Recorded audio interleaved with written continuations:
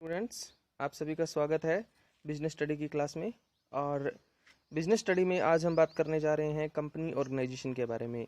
तो बिजनेस में हमने पहले एक चैप्टर किया था फॉर्म ऑफ बिजनेस ऑर्गेनाइजेशन, यानी कि बिजनेस ऑर्गेनाइजेशन जो है वो कितने प्रकार की होती है। तो उसमें हमने कई तरह के बिजनेस ऑर्गेनाइजेशन किए, जिसमें हमने बात की थी सबसे पहले सोल प्रोप्राइटरशिप के बारे में, यानी कि एकाकी व्यापार जिसमें एक व्यक्ति के द्वारा व्यापार किया जाता है। और उसके बाद हमने बात की जो पिछला हमारा चैप्टर था पार्टनरशिप ऑर्गेनाइजेशन, यानी कि साझेदारी संगठन। और अब हम जो बात करने जा रहे हैं, हमारा जो अगला टॉपिक है वो है कंपनी ऑर्गेनाइजेशन। यानी कि आप सभी ने सुना होगा कंपनी एक संस्था के बारे में, एक बिज़नेस के बारे में, कि कंपनी के तौर पे बिज़नेस जो है वो चलाया जा रहा है। तो बिल्कुल बिज़नेस जो है वो क्या है, कंपनी की फॉर्म में भी क्या है, चलाया जा सकता है। लेकिन पार्टनरशिप में, सोल प्रोप्राइटरशिप में और कंपनी के अंदर क्या है, बहुत सारी चीज़ों का अंतर होता है। तो आज हम बात करेंगे कंपनी ऑर्गेनाइजेशन।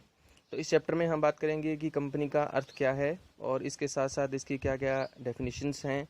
और इसके साथ ही हम बात करेंगे कि कंपनी जो है उसको कैसे स्थापित किया जा सकता है, कौन कौन सी उसकी विशेषताएं हैं। तो कई तरह से क्या है, कंपनी की विशेषताएं हमारे सामने होती हैं। तो हमने उन्हीं विशेषताओं के बारे में बात करनी है कि ये कंपनी के अंदर कौन कौन सी मुख्य विशेषताएं होनी चाहिए। आज का टॉपिक शुरू करने से पहले मैं आपको बता देता हूँ कंपनी के बारे में कुछ विशेष बातें। तो कंपनी जो होती है वो क्या है, एक पर्सन होती है, जैसे हम सभी पर्सन हैं बिल्कुल उसी तरह से। लेकिन क्या है, हमारे में और कंपनी में क्या है, एक फ़र्क होता है। वो फ़र्क क्या है कि हम सभी क्या है, नेचुरल पर्सन हैं, और कंपनी जो होती है वो क्या है, नेचुरल पर्सन नहीं होती। कंपनी क्या है, एक पर्सन होती है लेकिन आर्टिफिशियल पर्सन होती है, यानी कि कृत्रिम व्यक्ति। कृत्रिम व्यक्ति क्यों कहते हैं? क्योंकि कृत्रिम व्यक्ति वो है जिसकी स्थापना, जिसकी एस्टिब्लिशमेंट जो है किसी भी अधिनियम के अंतर्गत की जाती है, यानी कि किसी भी एक्ट के अंडर में की जाती है। तो कंपनी की स्थापना जो है वो क्या है, कंपनी अधिनियम के अंतर्गत में क्या है, की जाती है। तो अभी जो हमारा अधिनियम चल रहा है वो है 2013, यानी कि कंपनी एक्ट 2013 के अंडर में इसको क्या है, एस्टिब्लिश किया जाता है। तो इसीलिए क्या है, कंपनी की इसी के आधार पर क्या है, एक डेफिनेशन जो कंपनी अधिनियम 2013 है उसके अंडर में क्या है, कंपनी की एक डेफिनेशन जो है वो विकसित की गई है।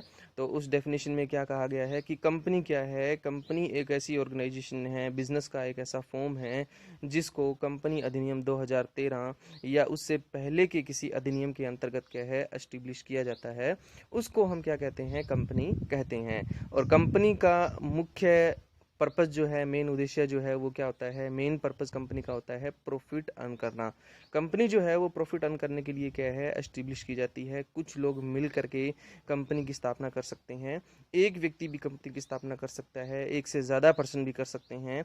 तो जब एक व्यक्ति कंपनी की स्थापना करता है तो उसको हम क्या कहते हैं, वन पर्सन कंपनी कहते हैं। इसके साथ साथ क्या है, दो या दो से ज़्यादा व्यक्ति जो है वो भी क्या है, कंपनी की स्थापना जो है वो कर सकते हैं। तो इस चैप्टर में हम बात करेंगे कि कंपनी की स्थापना जो है वो किस तरह से की जाएगी। तो चलिए शुरू करते हैं आज का टॉपिक। डेफिनेशन ऑफ कंपनी, यानी कि कंपनी की परिभाषा। Company is an artificial person created by law having separate entity with a perpetual succession and common seal. यानी कि कंपनी क्या है, एक आर्टिफिशियल पर्सन है, यानी कि क्या है, एक कृत्रिम व्यक्ति। कृत्रिम व्यक्ति कौन सा होता है, जिसको क्रिएट यानी कि बनाया जाता है लॉ के अंडर में, कानून के द्वारा क्या है, जिसका अस्तित्व होता है, यानी कि कानून के द्वारा जो उत्पन्न होती है उसको हम क्या कहते हैं, आर्टिफिशियल पर्सन कहते हैं। तो कंपनी क्या है, कानून के अंडर में, लॉ के अंडर में क्या है, एस्टिब्लिश की जाती है। उसके बाद क्या कहता है, हैविंग सेपरेट एंटिटी, जो क्या है, जिसका अलग अस्तित्व होता है। अलग अस्तित्व का मतलब क्या है, सेपरेट एंटिटी, यानी कि अलग अस्तित्व। मालिक का और कंपनी का क्या होता है, अलग अस्तित्व होता है। कंपनी क्या है, एक आर्टिफिशियल पर्सन है जिसको लॉ के अंडर में क्या है, एस्टिब्लिश किया जाता है, जो क्या है, सेपरेट एंटिटी, यानी कि मालिक का और कंपनी का क्या है, अलग अलग अस्तित्व होता है। विद ए परपेचुअल ससेशन, यानी कि लंबे समय तक क्या है, ये चलती है। एंड कॉमन सील, और इसकी क्या है, कॉमन सील भी होती है। कॉमन सील का मतलब क्या है कि जैसे हम किसी के साथ कोई कॉन्ट्रैक्ट करें तो हम क्या करते हैं, साइन करके हम क्या है, कॉन्ट्रैक्ट कर सकते हैं, कोई भी एग्रीमेंट कर सकते हैं। कंपनी जो है वो एक आर्टिफिशियल पर्सन है, वो साइन नहीं कर सकती। इसकी जगह पे क्या है, कंपनी की एक कॉमन सील बनाई जाती है, एक मेटल की पर्टिकुलर मेटल की एक सील बनाई जाती है जिस पे कंपनी का नाम खुदा होता है, और जब भी कंपनी के डायरेक्टर जो हैं वो किसी के साथ कोई कॉन्ट्रैक्ट करते हैं तब इस कॉमन सील का यूज़ जो किया जाता है एज ए सिग्नेचर। अब हम बात करते हैं कैरेक्टरिस्टिक ऑफ कंपनी, यानी कि कंपनी की कौन कौन सी विशेषताएं होती हैं। इसमें सबसे पहला पॉइंट आता है इनकॉर्पोरेटेड एसोसिएशंस ऑफ पर्सन, यानी कि कंपनी जो है वो क्या है, एक इनकॉर्पोरेटेड एसोसिएशन है। इनकॉर्पोरेटेड एसोसिएशन का मतलब क्या है कि ये क्या है, एक रजिस्टर्ड एक ऑर्गेनाइजेशन है, और इससे कई व्यक्ति जो मिलकर के क्या है बनाते हैं। एक अकेला पर्सन जो है, ये जैसे यहाँ पर लिखा हुआ है कि एक्ट के अकॉर्डिंग अकेला पर्सन जो है वो कंपनी नहीं बना सकता, लेकिन कंपनी अधिनियम 2013 है, कंपनी एक्ट जो 2013 है, उसमें क्या है, इस वाक़यात में क्या है, परिवर्तन कर दिया गया है। अब कंपनी अधिनियम 2013 के अकॉर्डिंग क्या है, अकेला व्यक्ति जो है वो भी कंपनी बना सकता है। तो कंपनी अधिनियम 2013 के अनुसार कंपनी जो है उसको 3 भागों में हम बांट सकते हैं। एक तो 1 पर्सन कंपनी जो क्या है अकेला व्यक्ति बना सकता है, दूसरा जो है वो पब्लिक कंपनी है, पब्लिक कंपनी में कम से कम 7 व्यक्ति होने चाहिए, और तीसरा जो है वो है प्राइवेट कंपनी। प्राइवेट कंपनी में कम से कम 2 पर्सन जो मिल करके क्या है कंपनी का फॉर्मेशन कर सकते हैं। और फॉर्मेशन कैसे होगा, इसको कंपनी एक्ट के अंडर में रजिस्टर्ड करवाया जाएगा। तो कंपनी हम कह सकते हैं कि जो कंपनी एक्ट 2013 या फिर उससे पहले के किसी भी अधिनियम के अंतर्गत में क्या है रजिस्टर्ड हो, उसको हम क्या कहते हैं, कंपनी कहते हैं। सेकंड पॉइंट हमारे पास आता है इसमें आर्टिफिशियल लीगल पर्सन। तो कंपनी क्या है, एक पर्सन है, लेकिन क्या है, एक आर्टिफिशियल पर्सन है और लीगल पर्सन है, यानी कि कंपनी क्या है, एक नेचुरल, जैसे मैंने आपको पहले बताया था कि कंपनी नेचुरल पर्सन नहीं है। जैसे कि हम लोग क्या है नेचुरल पर्सन हैं, और हम क्या है, जैसे एक ह्यूमन बीइंग है वो क्या है, सांस लेता है, जैसे खाना खाता है, या फिर क्या है एक ह्यूमन बीइंग जो है वो शादी कर सकता है। लेकिन कंपनी के मामले में क्या है, ऐसा नहीं होता। कंपनी क्या है, एक कृत्रिम वैधानिक व्यक्ति है, लीगल एंटिटी है ये। और लीगल क्यों है, क्योंकि कंपनी जो है उसका जन्म है वो कैसे होता है, कंपनी अधिनियम के अंतर्गत क्या है उसको रजिस्टर्ड करवा करके क्या है फिर होता है।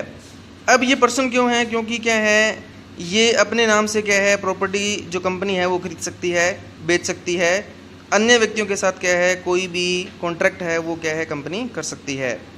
तीसरा पॉइंट हमारा आता है सेपरेट लीगल एंटिटी, यानी कि कंपनी का जो अस्तित्व होता है वो क्या है अपने मेंबर्स से बिल्कुल क्या है अलग होता है। जैसे कि यहाँ पर अकेला 1 पर्सन कंपनी बना सकता है, प्राइवेट कंपनी में कम से कम 2 पर्सन होते हैं। तो कंपनी के जो मेंबर्स होंगे, यानी कि जो शेयर होल्डर होंगे, वो क्या है कंपनी से बिल्कुल क्या है अलग होते हैं। कंपनी अपने नाम से प्रॉपर्टी रखती है और शेयर होल्डर जो है वो अपने नाम से प्रॉपर्टी जो है वो रख सकते हैं। तो कंपनी का क्या है, शेयर होल्डर के साथ क्या है, मेंबर्स के साथ क्या होता है, सिर्फ एक अनुबंध जो है वो होता है, और जितनी भी एसेट्स और लायबिलिटी होती है वो सारी कंपनी की क्या है खुद की होती है। उसमें क्या है मालिक जो होता है उनका कोई भी हक जो है वो क्या है उसमें नहीं होता। तीसरा पॉइंट जो फोर्थ पॉइंट हमारे पास जो आता है वो आता है परपेचुअल सेसेशन, यानी कि स्थायी अस्तित्व। कंपनी जो है उसका अस्तित्व जो है वो क्या रहता है, स्थायी रहता है। तो यहाँ एक नीचे क्या है एक लाइन लिखी हुई है, मेंबर में कम मेंबर्स में go but the company goes on for ever, यानी कि मेंबर्स आते रहते हैं, मेंबर्स क्या है जाते रहते हैं, लेकिन कंपनी जो है वो क्या है लंबे टाइम तक क्या है ऐसे ही चलती रहती है। कहने का मतलब ये है कि अगर कोई भी नया पार्टनर नया मेंबर्स आता है, या किसी भी मेंबर की डेथ हो जाती है, या कोई रिटायरमेंट ले लेता है, पागल हो जाता है, ठीक है, उसका इफेक्ट कभी भी कंपनी के ऊपर नहीं पड़ता। एक वाक्य कहा जाता है, एक लाइन जो है वो बनाई गई है कि अगर कोई पर्सन क्या है कंपनी के ऊपर क्या है बम फेंक दे और कंपनी बिल्कुल पूरी तरह से ख़त्म हो जाए तो भी कंपनी ख़त्म नहीं होती। कंपनी जो है लीगल रूप से क्या है जब तक क्या है उसका रजिस्ट्रेशन कैंसिल ना करवा दिया जाए तब तक कंपनी क्या है ऐसे ही चलती रहती है। कंपनी का जन्म जो है वो रजिस्ट्रेशन से होता है, और कंपनी का जो समापन है लिक्विडेशन है वो भी कैसे होता है रजिस्ट्रेशन को कैंसिल करवा करके होता है।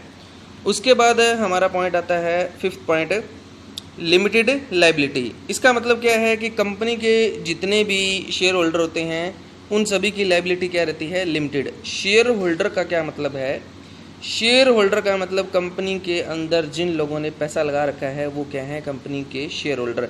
यानी कि कंपनी की कैपिटल के हिस्से जिन जिन लोगों ने, शेयर का मतलब होता है हिस्सा, कंपनी की कैपिटल का हिस्सा और शेयर जिन लोगों ने खरीद रखा है, तो वो जो जिन्होंने खरीदा हुआ है उनको शेयर होल्डर कहते हैं। इसके साथ लाइबिलिटी जो लिमिटेड है वो दो तरह से लिमिटेड हो सकती है, शेयर से लिमिटेड हो सकती है और गारंटी से लिमिटेड हो सकती है। इसका मतलब क्या है कि जब भी लाइबिलिटी लिमिटेड होगी तब अगर कंपनी इंसॉल्वेंट हो जाती है, दिवालिया हो जाती है और कंपनी लॉस में चली जाती है, तो कंपनी बाहर के लोगों को क्या है, पैसे का पेमेंट जो है वो करेगी। तो उनको पेमेंट करने के लिए क्या किया जाएगा, सबसे पहले कंपनी की प्रॉपर्टी को बेचा जाएगा और कंपनी की प्रॉपर्टी बेच करके बाहर के लोगों को क्या है, पैसा दिया जाएगा। जैसे किसी से लोन वगैरह ले रखा है तो उसका भुगतान जो है वो किया जाएगा। अगर क्या है, कंपनी की प्रॉपर्टी बेचने के बाद भी क्या है, बाहर के लोगों को पेमेंट ना हो, तो ऐसी कंडीशन में क्या है, शेयर होल्डर से पैसा मंगवाया जाएगा। लेकिन अगर शेयर होल्डर की लाइबिलिटी लिमिटेड है तो उसमें उनसे पैसा एक लिमिट अमाउंट में ही मंगवाया जा सकता है। जहां तक उन्होंने गारंटी दी हुई है या जहां तक उन्होंने शेयर खरीदे हुए हैं, सिर्फ उतना पैसा ही कंपनी जो है वो शेयर होल्डर से मांग सकती है। तो कंपनी के जो शेयर होल्डर हैं उनकी लाइबिलिटी क्या होती है, लिमिटेड होती है, यानी कि लॉस होने की कंडीशन में वो लिमिटेड अमाउंट ही कंपनी को देंगे। 6th पॉइंट आता है हमारा कॉमन सील। तो कंपनी जो होती है उसकी क्या है, कॉमन सील होती है। जैसे हम सभी क्या है, किसी भी अदर पर्सन के साथ कोई भी कॉन्ट्रैक्ट करेंगे तो हम क्या करते हैं, साइन करते हैं और साइन करके वो कॉन्ट्रैक्ट जो है वो कर सकते हैं। तो कंपनी क्या है, कंपनी भी एक पर्सन है, लेकिन क्या है, आर्टिफिशियल पर्सन है। कंपनी साइन नहीं कर सकती, लेकिन क्या है, उस साइन की जगह क्या है, एक कॉमन सील का जो है वो यूज़ किया जाता है। कॉमन सील क्या होती है, एक स्टैंप होती है जिस पर कंपनी का नाम जो है वो क्या है, खुदा हुआ होता है और कंपनी का जो हेड होता है, सचिव होता है, उसके पास क्या है, ये स्टैंप जो है वो रहती है। उसी को क्या है, इसको प्रयोग करने का अधिकार जो है वो होता है। इसके अलावा जब भी क्या है, कंपनी की कॉमन सील लगाई जाती है तो गवाह के तौर पे क्या है, कम से कम 2 डायरेक्टर के साइन भी क्या है, करवाने ज़रूरी होते हैं। 7th पॉइंट हमारे पास आता है ट्रांसफरेबिलिटी ऑफ शेयर, यानी कि अगर किसी पर्सन ने कंपनी के शेयर खरीदे हैं तो वो कभी भी उनको क्या है, बाज़ार में बेच सकता है। मतलब कि ऐसे बाज़ार में नहीं बेचा जा सकता, उसके लिए क्या है, एक विशेष बाज़ार होता है, वहाँ पर क्या है, उनको बेचा जा सकता है। प्राइवेट कंपनी और पब्लिक कंपनी के बारे में अगर हम बात करें तो प्राइवेट कंपनी जो है उसके ऊपर बैन होता है कि वो अपने शेयर जो है वो ट्रांसफ़र नहीं कर सकती। लेकिन जो पब्लिक कंपनी होती है, सार्वजनिक कंपनी, वो अपने शेयर जो हैं वो उनको क्या है, ट्रांसफ़र कर सकती है, उनको बेच सकती है। एग्जाम्पल के तौर पे क्या है, मान लीजिए मेरे पास क्या है, 1 लाख रुपए है। वो 1 लाख रुपए क्या है, मैं क्या करूँगा, मान लो बैंक में डिपॉजिट करवाऊँगा और मेरे को वहाँ से क्या मिलेगा, ब्याज मिलेगा। वो पैसे मैं बैंक में क्यों लगा रहा हूँ, ताकि मुझे ब्याज मिले। अब वही पैसा अगर मैं बैंक में ना दे करके, डिपॉजिट ना करवा करके मैं क्या करता हूँ, किसी कंपनी के शेयर खरीदता हूँ। यानी कि मान लो मैंने किसी कंपनी के 1 लाख रुपए के शेयर खरीदे, तो 1 लाख रुपए का क्या है, मैं उस कंपनी का मालिक बन गया। अब क्या होगा, कंपनी को जब भी प्रॉफिट होगा तो कंपनी क्या करेगी, मैं मालिक हूँ 1 लाख रुपए का, तो मेरे को जब भी कंपनी को प्रॉफिट होगा तो कंपनी क्या करेगी, रेशो के हिसाब से क्या है, मेरे को प्रॉफिट देगी। अनुपातिक आधार पे क्या है, शेयर होल्डर जो होंगे उनको प्रॉफिट जो है वो डिस्ट्रीब्यूट किया जाएगा।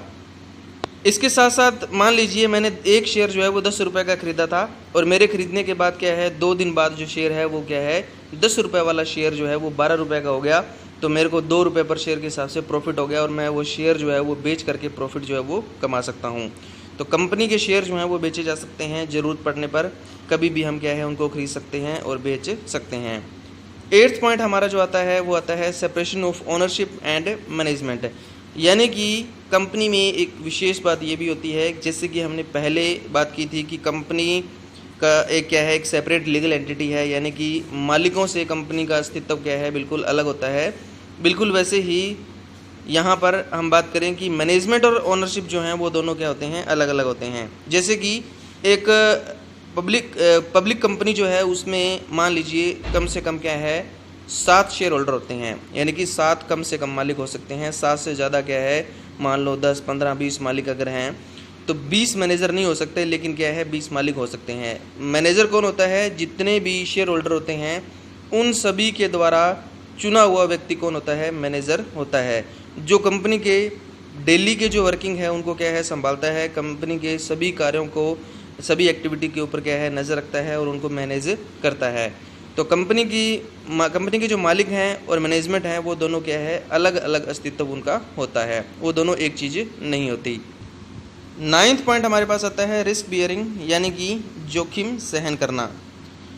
तो कंपनी के में एक ये भी फ़ायदा होता है कि इसमें काफ़ी सारे शेयर होल्डर होते हैं, काफ़ी सारे मालिक होते हैं, इसलिए जब भी कंपनी को लॉस होता है तो एक व्यक्ति को नहीं उठाना पड़ता सारा लॉस, तो जोखिम जो है वो सभी व्यक्तियों में क्या है, डिस्ट्रीब्यूट हो जाता है, विभाजित हो जाता है। तो एक पर्सन के ऊपर क्या है, सारा रिस्क जो है वो क्या है, नहीं आता। और इस वजह से क्या है, सभी के ऊपर क्या है, उनका जो रिस्क जो है वो क्या है, विभाजित होने की वजह से क्या है, भार जो है उनको क्या है, फील नहीं होता। लेकिन साझेदारी में जैसे हम बात कर रहे थे कि साझेदारी में क्या है, कम साझेदार होते हैं, तो उसमें क्या है, रिस्क जो है वो ज़्यादा रहता है पार्टनर पे। लेकिन कंपनी में क्या है, शेयर होल्डर ज़्यादा हो सकते हैं, तो जोखिम जो है वो क्या है, विभाजित हो जाता है। तो ये थे हमारे टोटल 9 पॉइंट थे टोटल हमारे करैक्टरिस्टिक ऑफ कंपनी के, यानी कि कंपनी की विशेषताएं। ये आपने बहुत ही अच्छे से आपने क्या है, इनको लर्न करना है और अच्छे से क्या है, इनको याद भी आपने क्या है, रखना है।